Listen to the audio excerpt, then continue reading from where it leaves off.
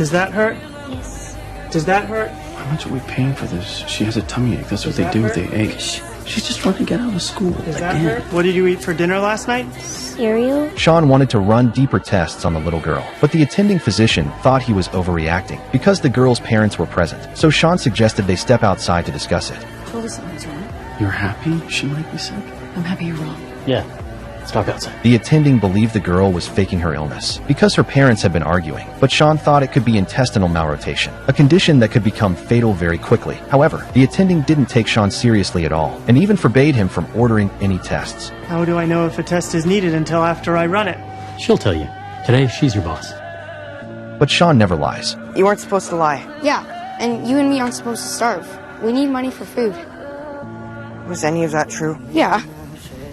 We're not going to Mount Rushmore.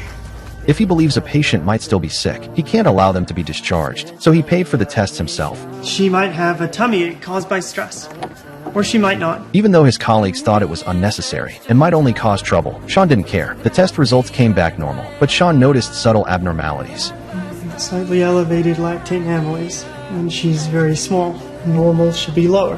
What do you think she has? That night, Sean rushed to the girl's home, but just as he was about to knock, he hesitated. He has autism, and social interaction has always terrified him. But this time, for the girl's life, he pushed through his fear.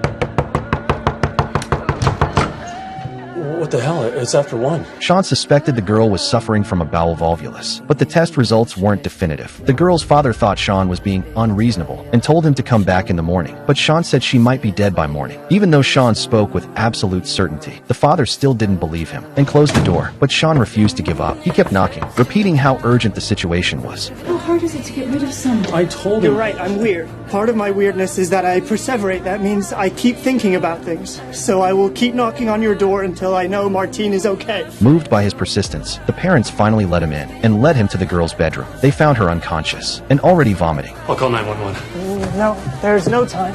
Do you have a car? Yeah. Sean carried her back to the hospital, and on the way, he noticed her pulse was dangerously weak, so he immediately began CPR. After arriving at the hospital, Sean performed an ultrasound and went into full diagnostic mode.